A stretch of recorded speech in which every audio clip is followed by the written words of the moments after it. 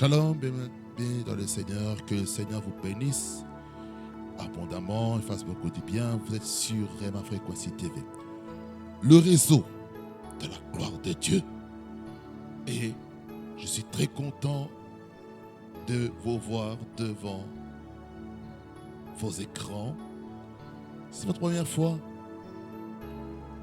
je vous prie de vous abonner, d'activer la cloche de notification pour avoir de nos nouvelles, de toutes les vidéos, shorts, publications, et je sais que vous serez richement bénis. Allons remettre ce temps entre les mains de Dieu afin que sa grâce soit manifeste dans nos vies. Amen. Nous prions.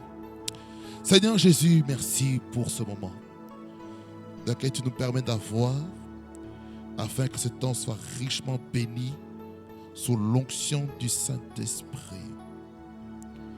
Seigneur Jésus-Christ, tu es mon rocher, tu es ma force. Tu es le rocher de mon salut, de qui aurais-je crainte, de qui aurais-je peur? Parce que c'est toi, Seigneur, qui es au contrôle de tout. Voilà pourquoi, Seigneur, je te remets cet entre tes mains.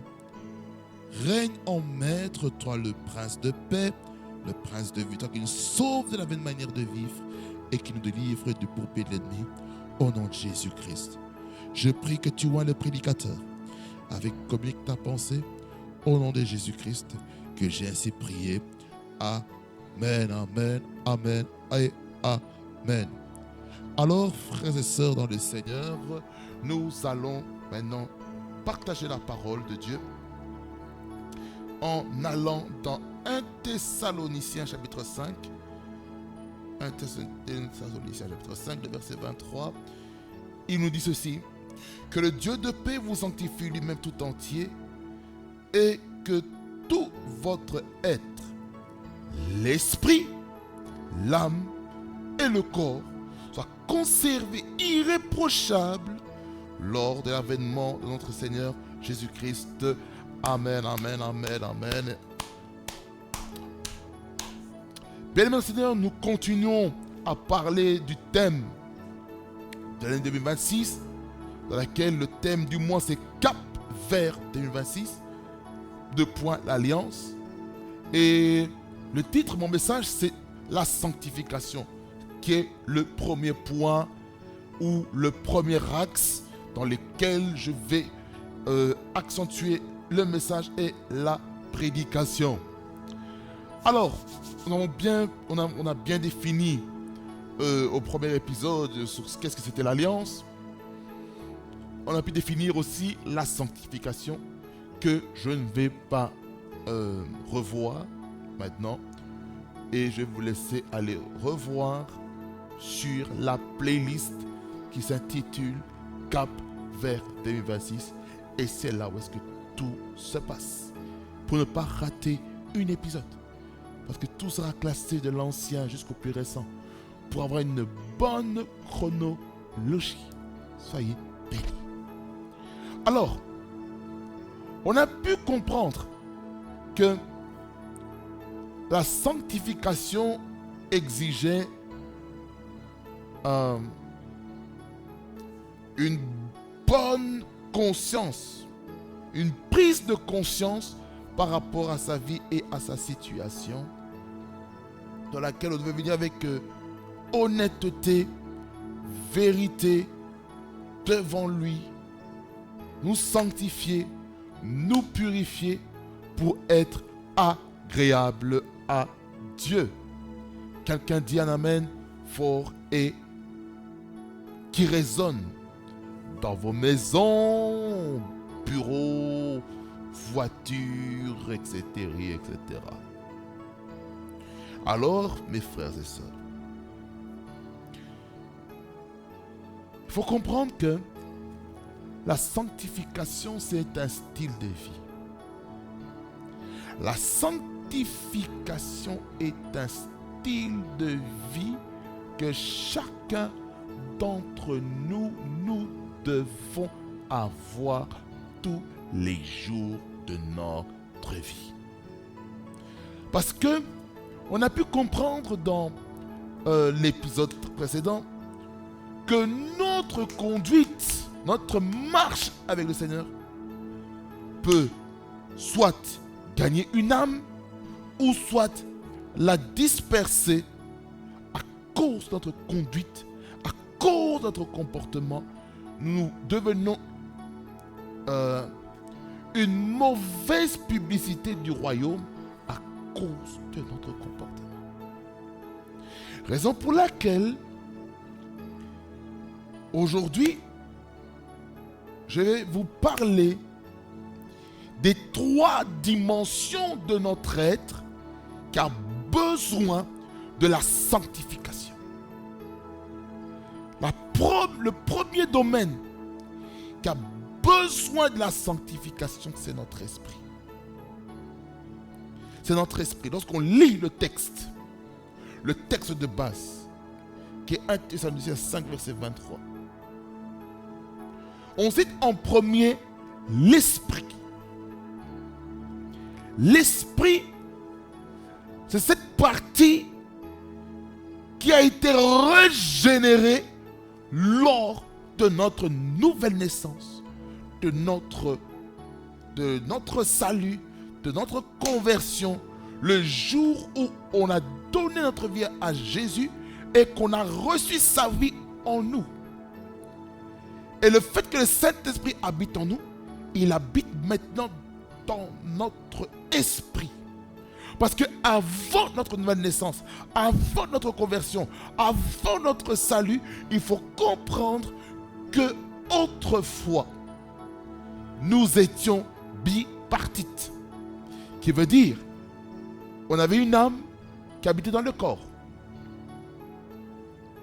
Parce qu'il faut comprendre comment on est arrivé à être bipartite. On est arrivé à être bipartite à cause du péché qui a été commis dans le jardin d'Éden, dans Genèse chapitre 3. Par le fait que Adam et Ève ont péché volontairement et que le péché est entré dans l'humanité et le premier meurtre a été commis dans une famille par Caïn sur Abel. À cause de quoi? C'est l'acceptation de l'offrande de Caïn, mais Abel, Abel, mais Caïn avait une mauvaise prédisposition et on était dans la dispensation maintenant de la conscience dans laquelle Dieu jugeait les consciences. Ça veut dire que là, Dieu t'a mené à réfléchir. Donc la conscience, ça doit te pousser à réfléchir entre le bien et le mal. Vous avez déjà vu soit des dessins animés ou des films où vous voyez un ange à côté et un démon de l'autre. L'ange qui te dit fais le bien, le démon te dit fais le mal. La conscience, la bataille. La conscience. La conscience doit être sanctifiée, lavée pour faire la volonté de Dieu, ce qui est bon, agréable et parfait. Nous verrons cela la semaine prochaine en parlant de la consécration. Mais je vais me concentrer sur la sanctification. Parce que la sanctification est liée aussi à la consécration. Et là, je vous expliquerai ça au moment opportun. Alors, frères et sœurs dans le Seigneur, notre esprit, lorsqu'il reçoit Jésus dans notre cœur, notre esprit maintenant est régénéré. Comment il est arrivé à être bipartite? Dans Genèse 6, Dieu dit, mon esprit ne demeurera pas éternellement dans l'homme parce que l'homme est pécheur. Je paraphrase parce que l'homme est pécheur, l'homme est méchant, l'homme est ingrat. Voilà, mon esprit ne demeurera plus en eux. Et qu'est-ce qui se passe maintenant? Dieu dit, maintenant, l'espérance de vie, ce sera maintenant 120 ans. Et puis, on va encore plus loin. Dieu dit, au travers Moïse, je m'abuse, il dit que maintenant, l'espérance de vie, c'est 70 ans Pour mes amis belges, c'est 70 ans.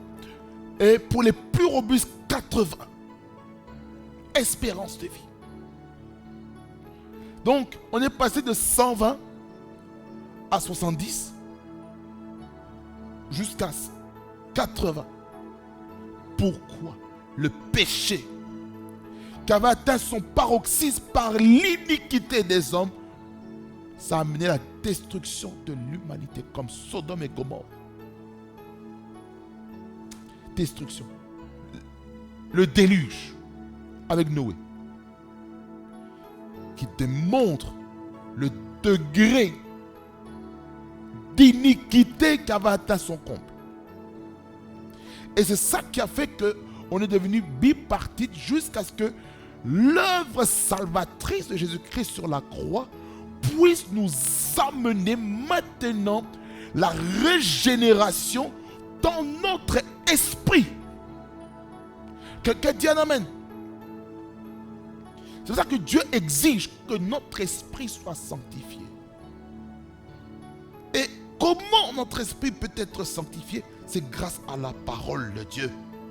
La parole de Dieu est capable de faire un travail, non seulement dans notre esprit, mais deuxièmement aussi dans notre âme. C'est pourquoi la Bible dit, car la parole de Dieu, Hébreux 4,12, car la parole de Dieu est vivante et efficace, plus tranchante qu'une épée quelconque à 2 tranchants, pénétrante jusqu'à partager âme et esprit, jointures et moelles, elle juge les sentiments et les pensées du cœur. Voyez ce que la parole de Dieu est capable de faire dans nos vies. Elle est capable de séparer. Elle est capable de dire, ça je parle à ton esprit, ça c'est l'âme, ça c'est la chair. La parole. Et notre âme, par la parole, doit amener la transformation de notre intelligence, selon Romains 12, verset 2, qui dit, ne vous conformez pas au siècle présent, mais soyez transformés par le règlement d'intelligence, afin que vous discerniez quelle est la volonté de Dieu, ce qui est bon, agréable et parfait. Ça, je vous parlerai ça aussi en 2026. Et troisièmement, c'est le corps. Le corps. Donc Dieu veut qu'on sanctifie notre corps entier. Notre corps doit être sanctifié totalement. Afin que le Saint-Esprit puisse habiter en nous. Parce que la Bible dit dans 1 Corinthiens 3,16, il dit, ne savez-vous pas que votre corps est le temple du Saint-Esprit? Ne savez-vous pas? Ne savez-vous pas? 1 Corinthiens 3,16. Ne savez pas que vous êtes le temple du Saint-Esprit et que l'Esprit de Dieu habite en vous. Verset 17, j'ajoute. Si quelqu'un détruit le temple de Dieu, Dieu le détruira. Car le temple de Dieu est saint. Et c'est ce que vous êtes. Ça veut dire que Dieu exige que notre corps soit sanctifié. Il faut comprendre ceci. Lorsque nous revenons dans notre texte de base, en 1 Thessaloniciens 5, verset 23, il dit ceci que le but de la consécration, la sanctification particulièrement de l'esprit, l'âme et le corps, c'est pour que nous soyons prêts à l'enlèvement. Et quand maintenant nous sommes prêts pour l'enlèvement, Dieu fait des choses puissantes dans notre vie. Amen. Que le Seigneur vous bénisse abondamment. Il fasse beaucoup du bien.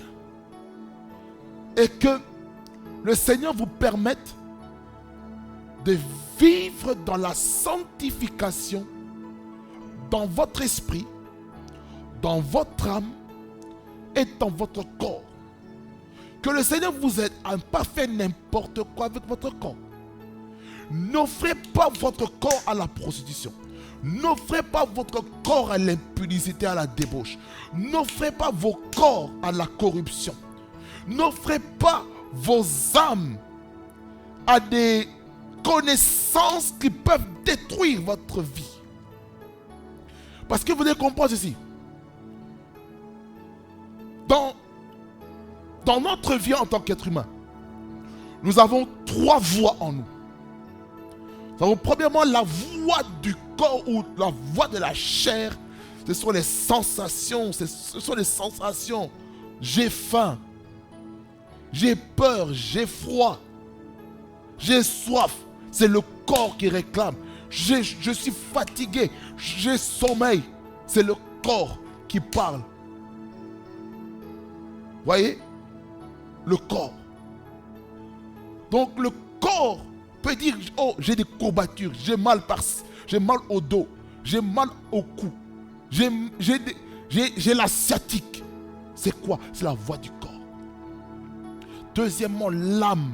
Quelle est la voix de l'âme? C'est le raisonnement.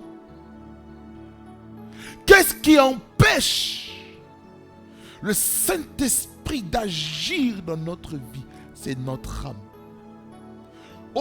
Le raisonnement non renouvelé peut nous empêcher de vivre la sanctification en profondeur. C'est pourquoi on doit renouveler chaque jour notre intelligence. Chaque jour, notre intelligence doit être renouvelée. Chaque jour, comment penses-tu? Comment réfléchis-tu? Quelles connaissances, quelles informations que tu permets à ton âme d'entrer? Ça dit par là quoi? Lorsque nous sommes enfants de Dieu, nous devons faire attention avec ceux qui entrent dans notre âme. On doit faire attention aux liens d'âme. Quelles sont les connaissances ou les relations humaines que nous rencontrons qui corrompent notre cœur? Oh oui. Il y a des personnes, quand ils sont là tout près de vous, vous savez ce qui se passe? Votre cœur est corrompu. C'est ça qu'on doit faire attention.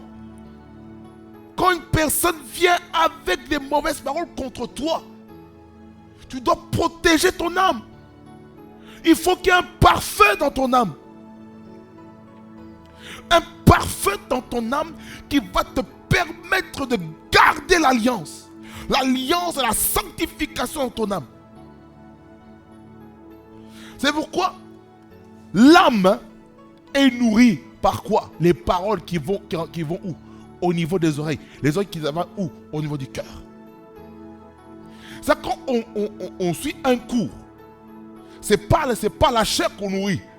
On nourrit l'âme.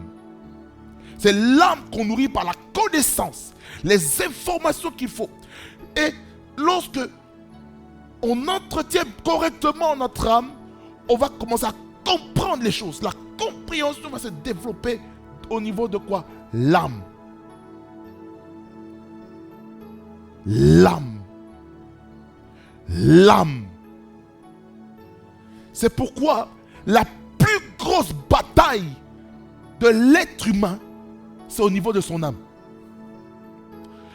L'âme, écoutez-moi, l'âme c'est le pont. C'est le pont de la traversée entre ta chair et ton esprit. Ça veut dire que lorsque la parole de Dieu vient, il faut amener, il faut assujettir ton âme à basculer vers ton esprit. Elomaya, Sumoshege. Lorsqu'on ne fait pas attention à ça, qu'est-ce qui se passe? On a du mal maintenant à écouter la voix de l'esprit, qui est la conscience. Le Saint-Esprit peut nous parler au travers de notre conscience. Il y a une pensée qui remonte. C'est le Saint-Esprit qui te parle. Et cela te permet maintenant de savoir développer la communion avec Dieu, l'intimité avec Dieu et la sensibilité spirituelle. Tu sauras comment Dieu te parle. Dieu va te parler au travers des visions. Dieu va te parler au travers des songes. Dieu va te parler au travers de sa parole écrite. Je parle de la Bible. Dieu va te parler au travers de la prédication d'un prédicateur que tu aimes ou que tu as sélectionné peut-être. Écoutez, oh shalala bracasso. Écoutez-moi bien, corps de Christ. En cette année 2026, ne choisissez pas les prédicateurs pour écouter les messages que vous voulez entendre. Mais vous devez écouter les messages que Dieu veut que vous ayez écoutés. Il y a souvent des personnes qui se disent, oh non, j'aime tel prédicateur parce qu'il prêche bien. C'est bien, c'est bien. J'encourage. Ma question est celle-ci. Il ne faut pas que tu aies beaucoup d'informations. Et avoir beaucoup d'informations peut amener une indigestion dans ton esprit. Quand je parle de l'indigestion, je parle aussi de l'indigestion doctrinale, théologique. Par exemple, c'est vrai, un enfant de Dieu doit s'adapter à un milieu. Mais il doit être à un endroit fixe, à un endroit stable. Son esprit doit grandir. Il doit être dans son lieu de germination.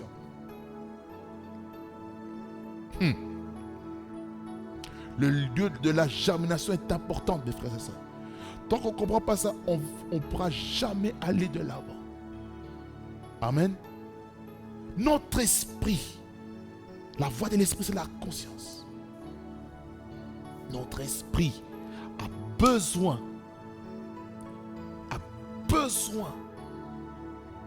d'être sanctifié.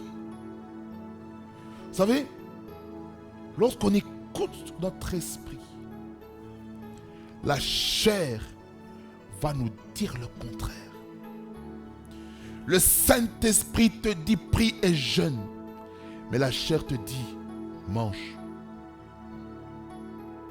La chair va te dire oh non, dors. Oh non, je suis fatigué. La chair va te dire oh non, scroll sur les réseaux sociaux pendant des heures. Abrutis ton intelligence. Ça veut dire que lorsqu'on scrolle longtemps sur les réseaux sociaux, qu'est-ce qui se passe? On est en train de corrompre notre âme. C'est pour ça qu'on doit faire attention au type d'informations qu'on regarde. C'est bien de se documenter ce qui se passe dans le monde, c'est bien. Ça va te permettre, toi, enfant de Dieu, d'avoir une lecture prophétique des événements qui se passent dans ta ville, dans ton pays, dans ton continent, dans le monde entier. Tu sauras qu'est-ce qui se passe dans ton lieu de travail et une lecture prophétique par rapport à l'entreprise. Tu sauras si cette entreprise-là va aller de l'avant ou pas. Tu sauras au niveau du gouvernement si tel gouvernement va aller de l'avant ou pas. Tu vas avoir une lecture. C'est-à-dire par là quoi, un enfant de Dieu ne parle pas mal d'un gouvernement. Un enfant de Dieu bénit le gouvernement, même s'ils peuvent prendre des décisions ou des mesures impopulaires qui peuvent affecter d'une manière comme les citoyens. Il faut bénir le gouvernement. Parce que il y a des pressions spirituelles que même le gouvernement ne contrôle pas. Raison pour laquelle on a besoin des enfants de Dieu. On a besoin des chrétiens qui remettent le gouvernement entre les mains de Dieu. C'est important. C'est important de prier pour eux. Ils ont besoin de ces prières. Écoutez. Or, l'alliance vis-à-vis des chefs de l'État. C'était pas prévu. Yaakov Morosi. 1 Timothée 2, du verset 1er jusqu'au verset 8. C'était pas prévu, mais je lis. C'est par rapport à la prière. Il dit ceci à son fils Timothée. Je parle du fils spirituel de l'apôtre Paul. J'exhorte j'exhorte donc avant toute chose à faire des prières, des supplications, des requêtes, des actions de grâce pour tous les hommes. Ça, c'est la première catégorie de personnes. Tous les hommes. Sans discrimination quelconque. Ça veut dire que toute personne qui vit sur terre ont besoin de la prière. Verset 2. Pour les rois. Là, on parle des personnes qui sont en position de leadership, en position de dignité. Et pour tous ceux qui sont élevés en dignité, les ministres, les premiers ministres, les présidents, les vice-présidents, les vice-premiers ministres, les députés, les sénateurs, les échevins, les bourgmestres, les gouverneurs. On a besoin, les maires, ils ont besoin de nos prières. On doit prier pour eux. On doit prier pour la situation budgétaire des communes en Belgique. On doit prier pour toutes les municipalités de France. On a besoin de prier pour toutes les communes du Grand-Duché du Luxembourg. On a besoin de prier pour tous les councils du Royaume-Uni. On a besoin de prier pour eux. Ils en ont besoin. Ils vivent des pressions de gauche à droite, des pressions fiscales, des pressions de tout genre. C'est bien de critiquer, c'est bien. Ma question, si on vous mettait à leur place, qu'est-ce que vous allez faire? Question mark. Les rois et tous ceux qui sont élevés en dignité, afin le but, écoutez-moi bien, pourquoi il faut prier pour les chefs d'État? Pourquoi il faut prier pour le gouvernement? C'est quoi le but, l'objectif? Selon les Saintes Écritures, il dit, afin que nous menions une vie paisible et tranquille en toute piété et honnêteté. Ça veut dire par là quoi? Si maintenant dans une nation, il y a le banditisme, il y a le trafic de drogue, il y a des choses bizarres, l'Église doit prier pour que le gouvernement puisse voter des lois qui vont amener la paix et la sérénité dans la nation. S'il y a des drogués, s'il y a des meurtriers qui sont dans la nature, qu'on ne connaît peut-être pas, qui font peut-être une attaque à la bombe quelque part, nous devons prier pour que le Seigneur puisse déposer dans les cœurs de nos dirigeants politiques pour qu'il y ait des mesures fortes et radicales pour éradiquer tout danger public, pour que les citoyens des nations, des villes, des communes puissent vivre dans la paix, dans la sérénité. S'il y a un pédophile quelque part, nous allons prier, Seigneur, je prie que le gouvernement puisse prendre des mesures face à ces choses. Au nom de Jésus-Christ, écoutez-moi bien, même si le Premier ministre ou un président est athée ou nous n'est pas chrétien, du moment que nous les citoyens, nous les votons, nous les mettons sur le trône, sur la place de Makata, sur leur responsabilité de gestion de la nation, ils sont loin. Que vous ne le voulez pas, qu'ils soient chrétiens ou pas, francs-maçons ou pas, occultistes ou pas, musulmans ou pas, juifs ou pas, laïcs ou pas, ils sont loin. Dieu les a loin. Parce que dans Romains 13, on nous parle clairement de l'autorité. Clairement. Que tout homme doit se soumettre à l'autorité. Tous.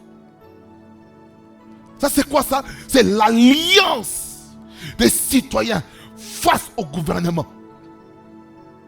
On parlera de cela l'année prochaine. Regardez, verset 3. Car cela est bon. Cela est bon et agréable devant Dieu, notre Sauveur.